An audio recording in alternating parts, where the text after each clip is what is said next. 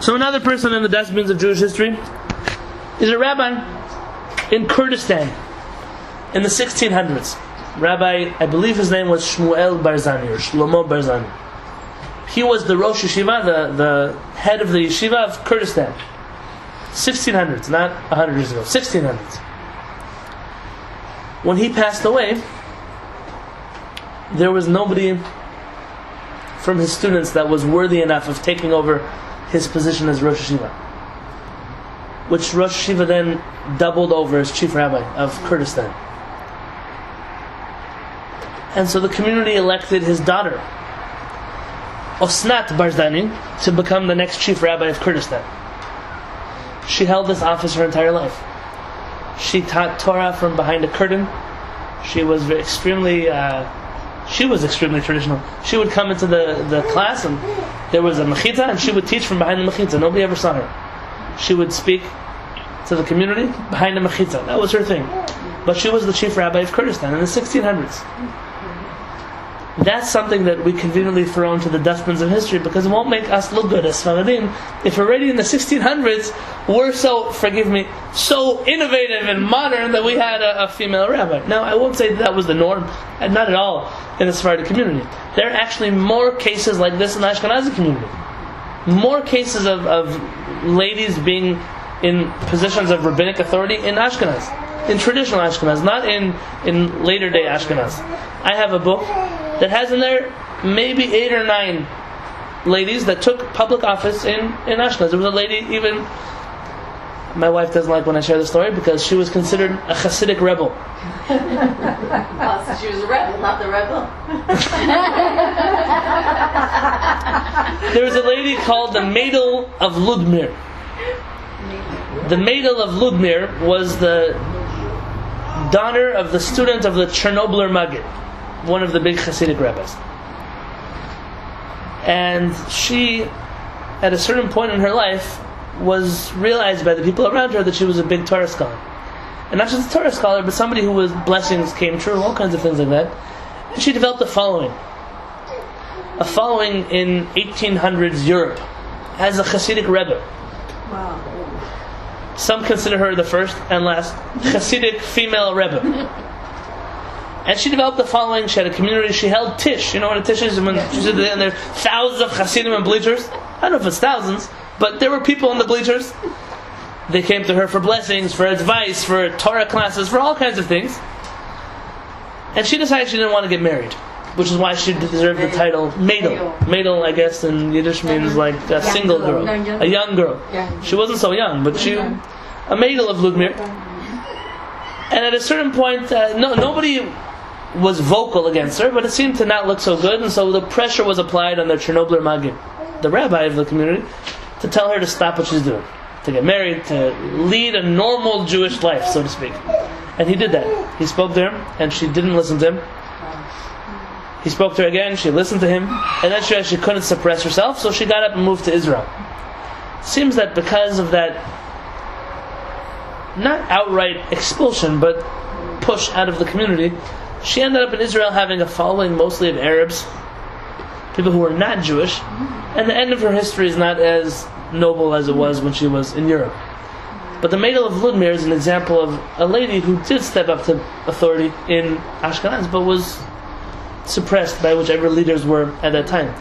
There are other ladies, Rosh Yeshiva going back as far as 1,000 years ago in Europe. Ladies that held position as the Rosh Yeshiva, or as a judge, or so on and so forth. If anyone's interested, I'm more than happy to give you the names and dates after the class. I have them in some of my books on the bookshelf. Innovation is not bad when it doesn't go against the Torah. You have to trust people to innovate. If you don't trust the masses, you'll never be able to innovate. Because if you feel that freeing them, at least in their mind, is dangerous, then you're never going to innovate. Also, if you don't trust yourself to know what is Torah, what is not Torah, how Torah works, you'll never innovate because you're going to be stuck to a certain rigid group of laws and not following any logic or any emotion or any feeling of what that time needs. And that generally is the Jewish community that we live in right now. Rabbi Uziel says innovation is not necessarily bad. And he continues on the question of on the question of whether women should be permitted to vote, Rabbi Uziel stated that we have not found That, and this is a direct quote. we have not found any clear foundation to forbid. It is unreasonable to deprive women of this human right, since these elections we choose our leaders and give our elected representatives the power to speak in our names, to arrange the affairs of our settlement, and to tax our property. Women directly or indirectly accept the authority of those elected and obey their rulings and communal and national laws. Uziel says it sounds very logical. So she's voting for somebody to be the president of the United States. She's inevitably going to have to directly or indirectly deal with certain decisions that he makes. So why should she not have a say in choosing who that person is going to be? He says it's unreasonable, what does he say? To deprive women of this human right, says Rabbi Uziel. And again begs the question, why did you delete him from Jewish history? Why is Rabbi Uziel put on the sideline and no one ever heard about it until this class? That's a good question. And why did certain people come up, 10 years ago, some rabbis, let's do this, let's make a modern Jewish group, and he's pretending like he's the innovator of this worldview. Rabbi Uziel is talking about someone 100 years ago who already wrote something that you still haven't had the guts to write. Why has he been deleted? I'll give you a few good reasons, but Please. it's not His popular. followers allowed him to be deleted. It's not popular. Why? Because it went against the old Yishuv, who seems to be very in control. Don't you think it would have been far better for us to put this in the forefront of people's minds so they can see that this is... That's what we're doing right now. Yeah, but that we're a tiny group. Can't this be rewritten so it can go to many people? That's what we have to come up with together. Everything we talk about in this room is like that. I shared with this group about 2 years ago. So that in this group, we're going to accomplish changing ourselves and bringing new ideas to ourselves. But you have an obligation when you go to a Friday night Shabbat table and there are 10 more people to share this with them, to tell them, and even if they don't like it and they don't agree, so share it with them anyways. That's right. And then now 10 more people have heard about it. I'm sure one of those people will repeat it at a different Shabbat table at a different class in town, and someone else won't like it. But now 10 more people have heard about it. If you do the math, how many people are in this room? At least 10 people. I don't want to count. At least 10 people. If every one of you shared that with 10 more people, you easily just share this measure with 100 people. It takes one Dvar Torah at a Friday night table. Just don't be shy. So it seems as though the Ashkenazi movement, mentality, whatever you want to call it, just kind of came in like a tidal wave. And even though they did have these debates, there were more Ashkenazi Jews than there were Sephardic Jews, and they kind of whitewashed right over them. Absolutely. And it could very well have been, given this time period, that the Ashkenazi Jews, even though they came from Eastern Europe, which is not so sophisticated, somehow in their mindset thought they were more sophisticated than these Arab country Jews, which we call Sephardim. And in a pecking order, they saw themselves as being higher, and therefore their opinion was going to be prevalent. Absolutely. You hear what? That's exactly what happened. That's exactly what happened. Actually, That's exactly what you could have worded it better. That word sophistication was, if you look at old advertisements, It's not true. Not true. old advertisements from the Jewish Agency of Israel, the one that people donate to, the what do they call them? JNF. All this chevra, they would send ads to America, and they have them pictures of Jews coming from Morocco and from Yemen and from Turkey and from all kinds of. They said, help us with modernize these primitive Jews. That's what they wrote. It's That's written. exactly what it You can get photocopies of it, and I'll give it to you. I promise you that when people made Aliyah from I don't know, Iran to Israel, and they saw a toilet bowl, they decided to do their laundry there. You know why? Because it was water. Because instead of schlepping out to the river, it doesn't make somebody primitive. No. It just means they don't know the difference between this and a washing machine. So that's how everyone learned in Israel. Like you said, the Jews coming out of the shtetl in Hungary were not any more sophisticated. But there was a certain injustice done, and you can correct that injustice very simply by learning these approaches, by bringing back this method. We can't change history. Whatever happened, happened. It's not our fault. We didn't do it. We weren't there. Now, we have the ability to bring certain messages back, certain ideas back. And like I said, when you bring this kind of idea to the table and you tell somebody what you've been feeling the whole time, you think you're a rebel in the Jewish community, you're not really a rebel. You're not a rebel. Someone else whitewashed Jewish history. Someone else took out, conveniently, people that they didn't want in Jewish history. I remember hearing a speech from a rabbi how every Jew has to have a beard, and how can you be a Jew and not have a beard, and and all your holiness of a person rests in the beard, and according to Kabbalah you have to have a beard. As if like the first mitzvah in the Torah is to have a beard. You think, if it's such a big mitzvah, Hashem would have made it number one, right? And I went over to the person and said, I just want to let you know that you mentioned that Kabbalah say you must have a beard, and there are people in the room who don't have beards, and they feel very, well, maybe I'm not Jewish, maybe it's a big mitzvah, I have to go home, I have to look like a wolf man. Everyone gets in their head what they need. And so there was a famous rabbi from Portugal, later in Italy. His name is the Ramchal, Rabbi Moshe Chaim Luzzatto. Ramchal, the famous Ramchal, wrote books on Kabbalah that today they have institutions of Kabbalists that are still trying to figure out what he said. Uzara? Not the Kuzari. The Luzzatto's in. The Kuzari was written earlier than him. This is the pathway of just. Right? He wrote Mistat Yisharim, the pathway of the just, Derech Hashem, the way of God. There's certain books that he wrote. Those are the simpler, the easier books to learn. He has books like the Klach Pitchei Chochmah, the 138 Ways to Wisdom. Somewhere through number 1, you kind of get lost. He has writings in Kabbalah, the Ilan, the holy tree. He has diagrams, visions of the third temple that he received, and all kinds of prophecies. And I have a book here on my shelf, discussions that he had with angels, all kinds of things like that. The Ramchal was considered one of the greatest Kabbalists of all time, and the Ramchal was clean shaven. The Ramchal didn't have a beard. So it's nice for you in the year 2014 to get up and guilt trip everyone in your synagogue that they should have a beard if you don't have a beard. But there are people who are much greater than you and much holier than you that didn't feel the same way. So why are you passing this off as Judaism? It's not the biggest deal in Judaism if you have a beard or not. God doesn't really care.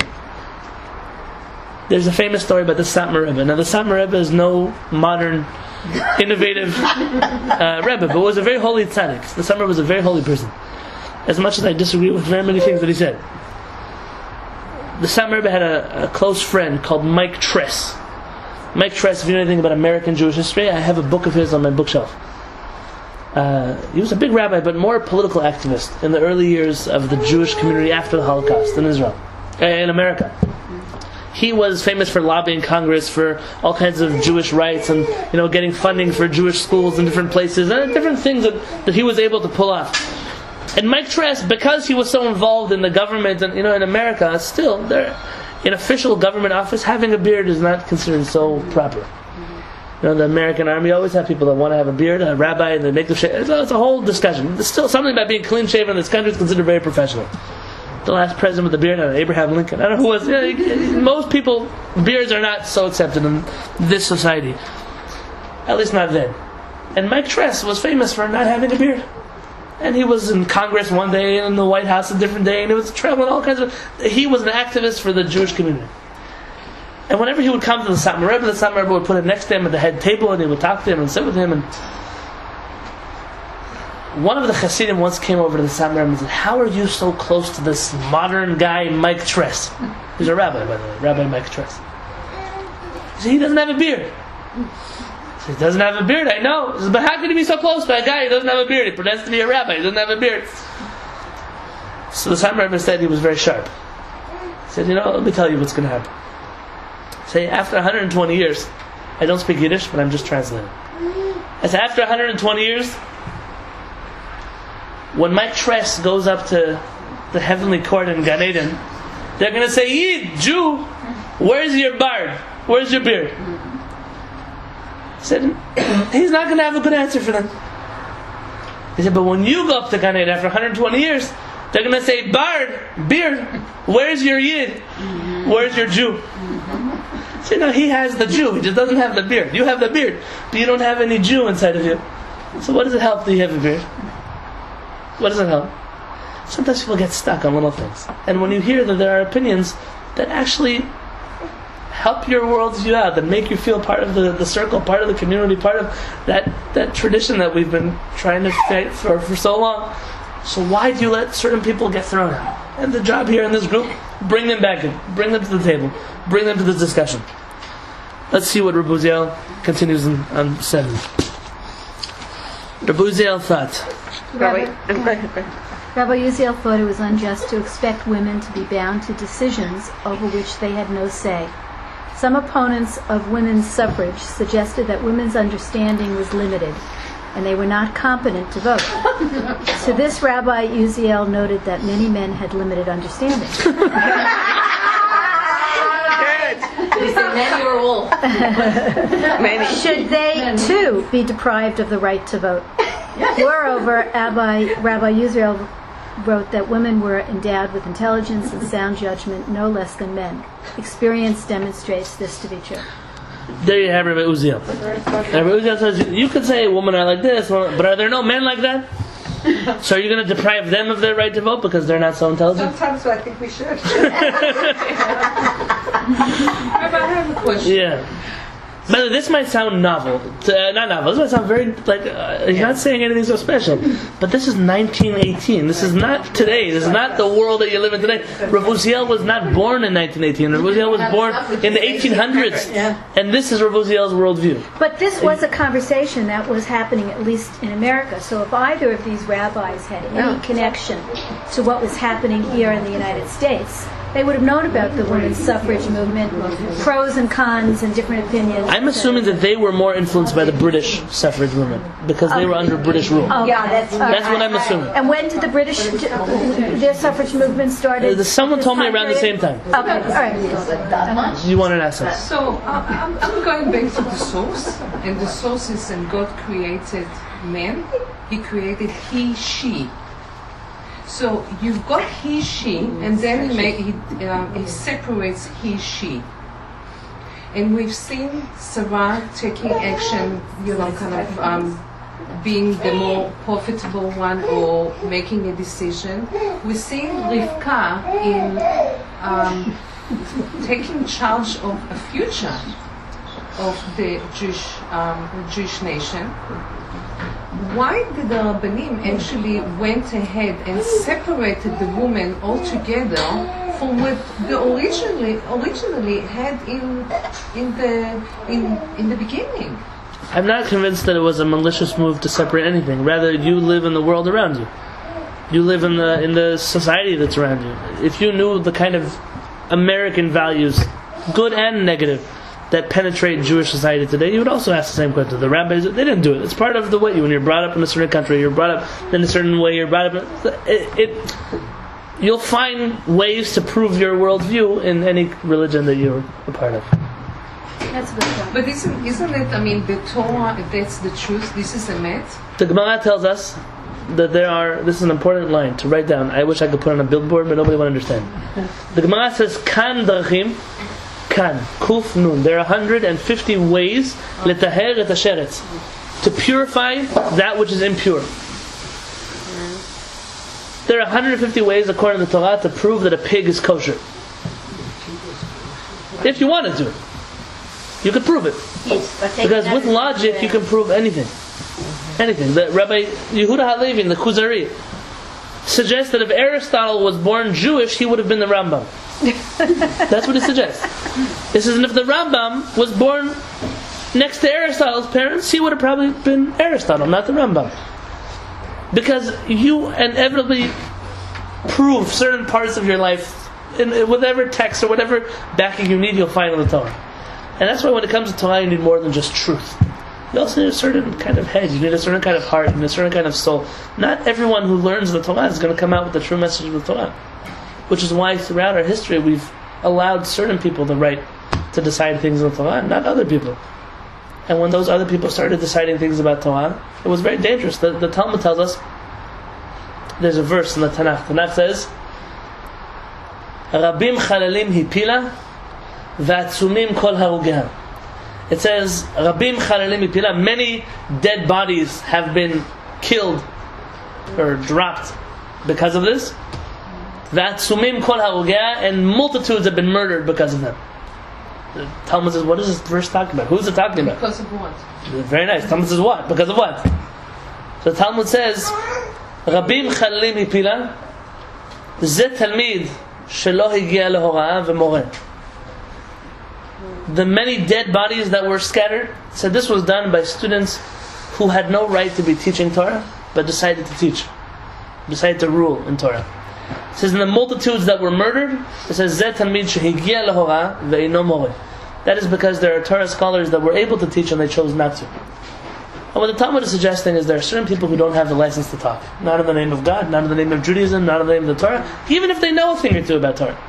And the damage that a person who's not qualified can do by teaching Torah is leaving behind dead bodies, ruining people's lives, ruining people's families, ruining people's, everything. And the damage that is done by people who are too humble to pass on their message, by people who are too shy to give their 2 cents to the world, that's even worse. That's murdering thousands of people because you're taking away from thousands of people the ability to connect to something. The Talmud doesn't believe like today it's a free-for-all. Everybody who wants can teach something Jewish, everybody who wants could be... It's a dangerous thing because in our Torah you could find proof to anything. Just like in our Torah, you'll say, oh look, we could have slaves. Right? Slavery is a good thing, right? Torah talks about slaves. But if you look at the commentaries in the Torah, that they make it very clear that slavery is not a Jewish ideal. But rather the Torah says, if you're already living in a world which has slavery in it, we have to regulate slavery. I can't tell you to get rid of slaves. To regulate the way you deal with people who are slaves. And the Torah makes all kinds of rules. You have to feed them first. You have to have a better bed than you have. You have to have better living conditions than you have. If you get something for yourself, you have to buy the same thing for them. So on and so forth. That so far the Talmud says, Misha kana eved, someone who bought a slave, kana adon latzmo. He bought himself a master. Why? Because according to Jewish law, you could have a slave, but the maintenance you have to go through to keep up a Jewish slave, it's better to hire an employee.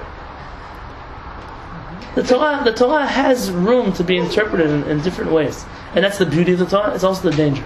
Sure, so here for slaves, they did make, they clarified what a slave is. They didn't clarify like our modern time where women are more engaged. Sure did. So this is the differences between Kook and Uziel. Rabbi Kook and Rabbi Uziel, yes. But then there's no difference because, like you said, Uziel is being checked out. Nobody's recognizing it. We say Rabbi's name is the Rabbi. Rabbi Uziel. Rabbi Uziel. Yeah. I'm sorry. That's okay. It's just a suggestion. I think Jews, like in the year 200 and 300, maybe even later, wealthy Jewish families also had Jewish slaves.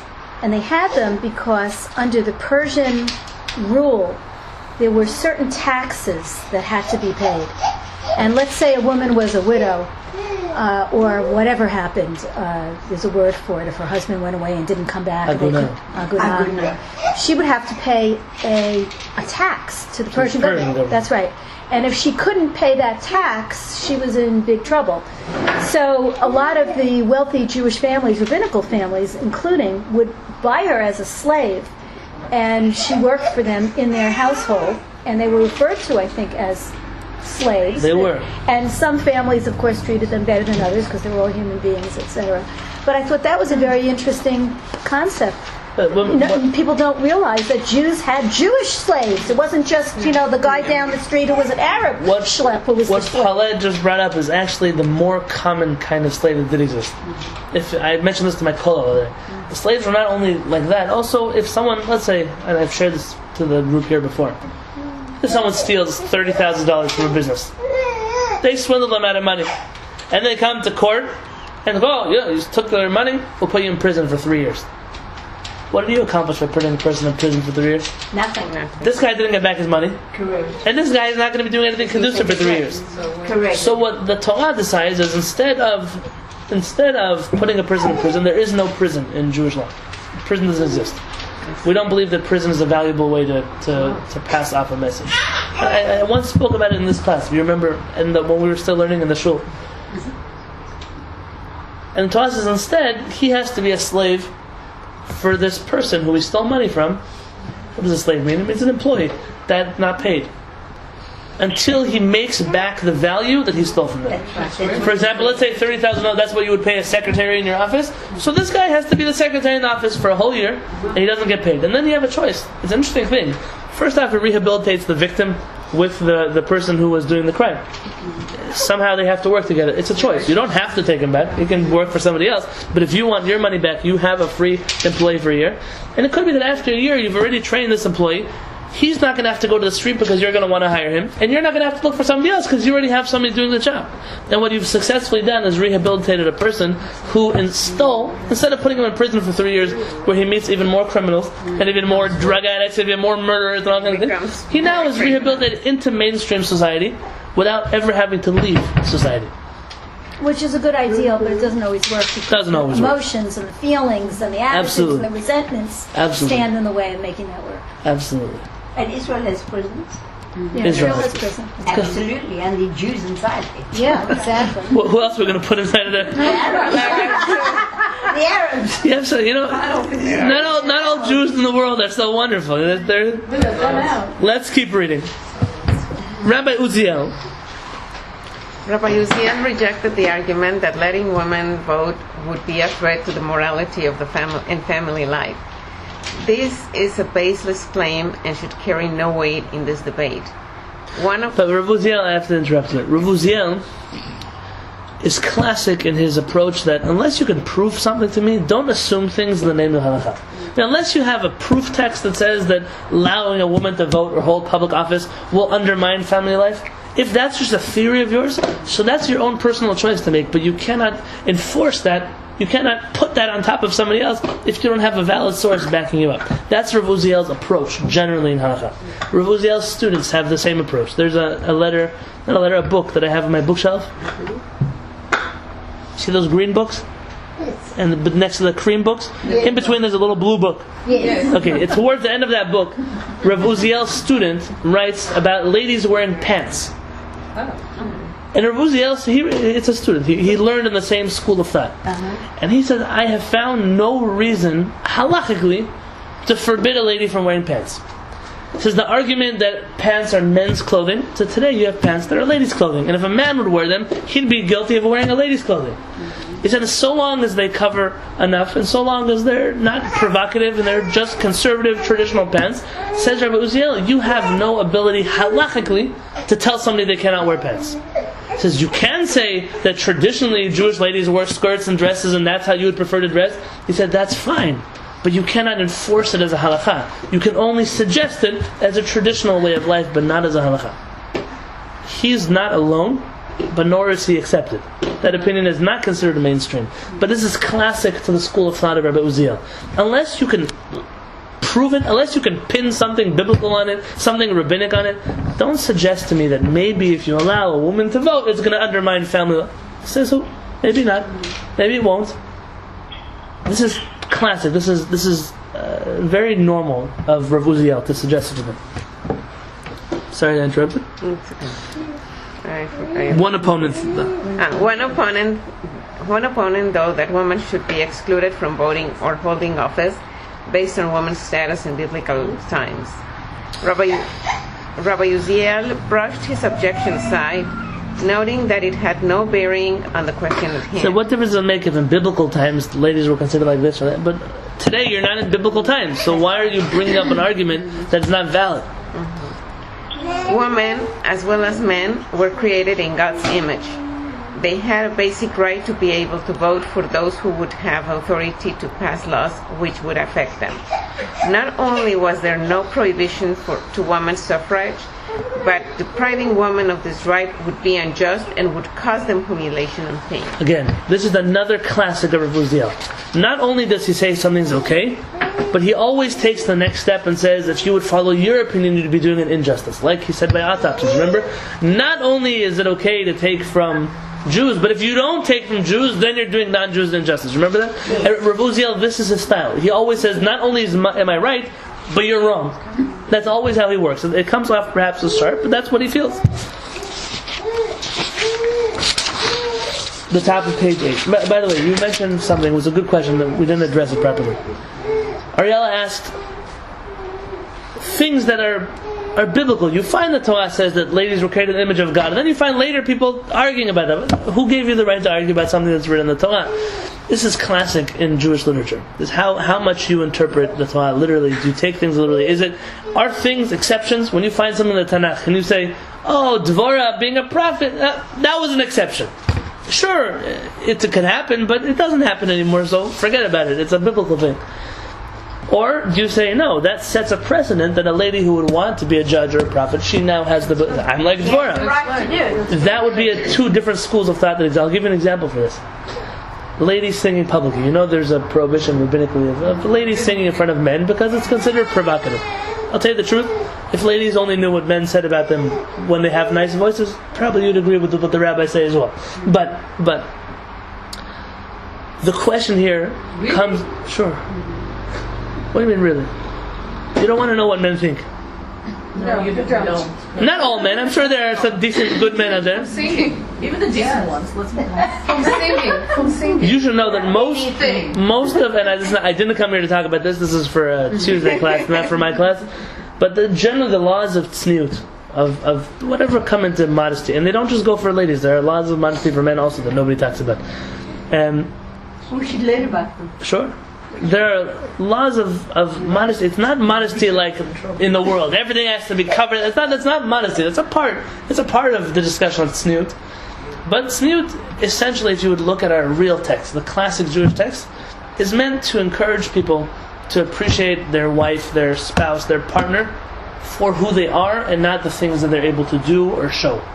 For example, you should appreciate the person you're married to, not because she can dress nicely in a nice evening gown, or because she can show you a certain part of herself, or that she knows how to have a nice voice, so on and so forth, but because you actually appreciate her for who she is. Because once you get married to that person, all those prohibitions of tzniut fall off.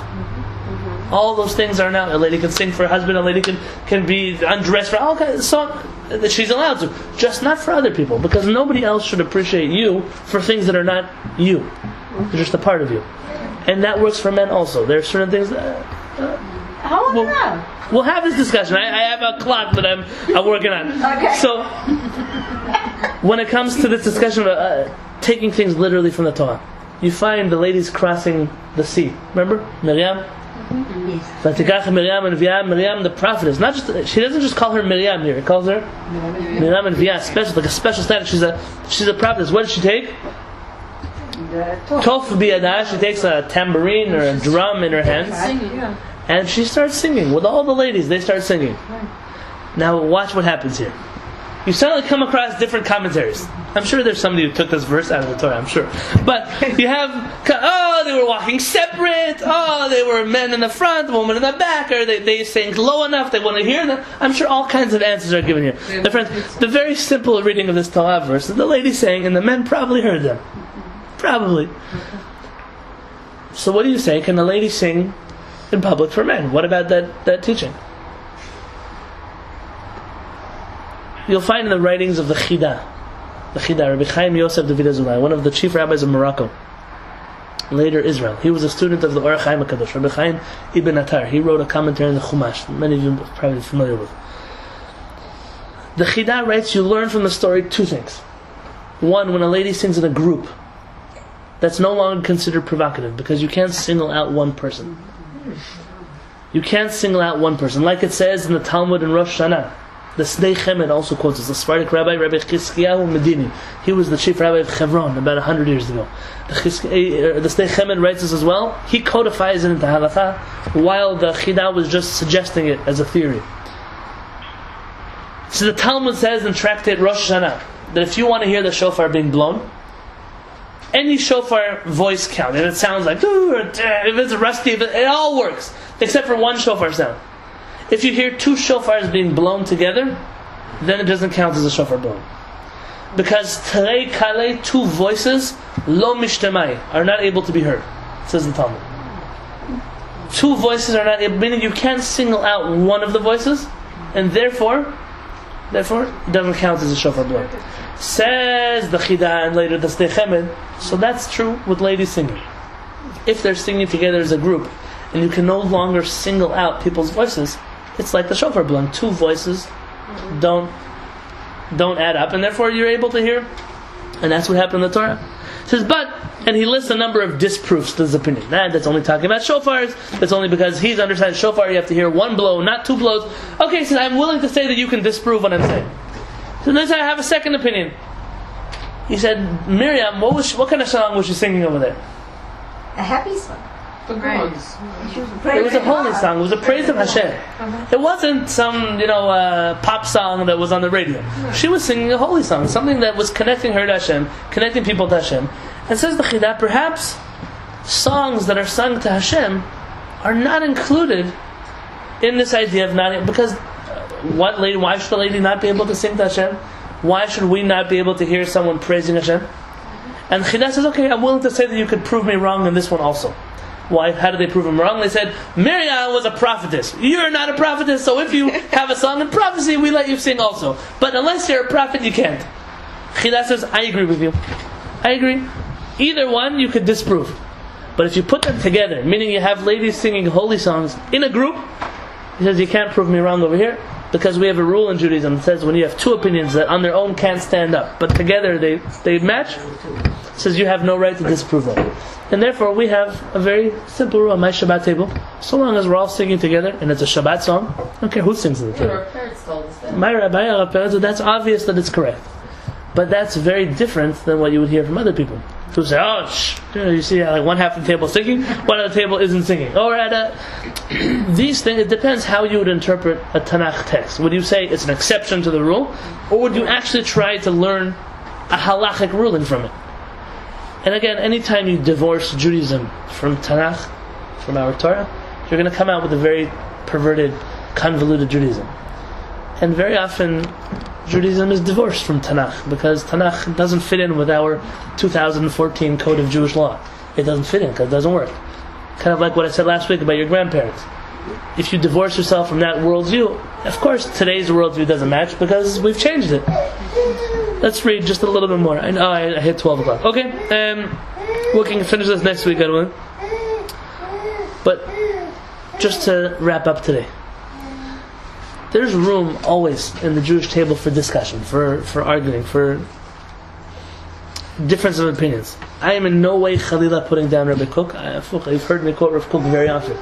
But there are certain times where you have to say, it doesn't fit, it doesn't match, it doesn't work for us. Maybe it works for somebody else. There could be a Jewish community that Rav Kook's worldview is what's going to do it for them. It could be. They have the right to do that. I can't force somebody to follow Rav Uziel's worldview. But it's also unfair and unjust to force people whose Rav Uziel's worldview would work out very well for them to follow Rav Kook, to follow the old Yishuv, to follow something else. This is a valid Jewish option. It's an option that we've been trying to keep alive for so long. And you did mention something which I wanted to address. That it's Rav Uziel's students' fault for not perpetuating this Torah. It's very hard to stand against the tide. It's very hard to say things and do things that are different than what other people are saying. I speak from experience. It's not so simple. It's not so simple. Especially when you know you're right and everyone else thinks you're wrong, but you know you're right. It's not you're thinking you're right. You know you're right. And you know that eventually people are going to come to this understanding, and you won't even have the luxury of saying, I told you so, because maybe we won't even be around to tell people I told you so. But it's still worth the fight. It's still worth the struggle. And not in a rebellious way, not in a fighting way. And if I've ever mentioned, this is what I want to clarify. If I've ever said something in this class, other rabbis, these rabbis, those rabbis, I'm not putting down any rabbis, not of your communities, not of other communities, not of anywhere. But I'm suggesting to you that just like I'm honest to you, there are two sides of the coin. I wish they would also be honest with the Jewish community and say there are two sides of the coin. I wish they would be honest about what they felt personally. Just like I feel, I'm very honest to tell you, I love Rav Uziel, and this is the way that I live my life, and this is the way I try to build a community. I would love if other rabbis would stop telling people, pretending to be Rav Uziel in public, but privately being Rav Kook. I wish that they would be a little bit more open and say, listen, we're pretty much like the Neturei Karta. I know, we're pretty much like the old Yishuv. We're pretty much like, and then they would just be telling you, honestly, and a lot of clarity would come to the Jewish community. And I just wish that people would be intellectually honest. People would allow other people to learn Jewish text. And that's why everything we learn in this class, we almost always have something to go along with it. Because it's not fair for you to learn Torah just from me. It has to be written down. It has to be something you could take, you could look up, you could source. There are notes here in the bottom if you have access to any of these websites or books or things. Go for them. Rav Angel wrote a book. I don't have it. Maybe I'll buy it eventually. I think it's here. If you look in footnote 14. No, not that. Not him. No, not that.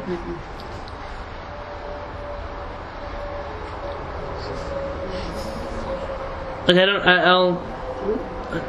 Oh, and number one, I think. Number one, Rav Angel. This article inspired him to write a book about Rav Uziel and his lifestyle and later the student of Rav Chaim David Halevy. He has both of those books.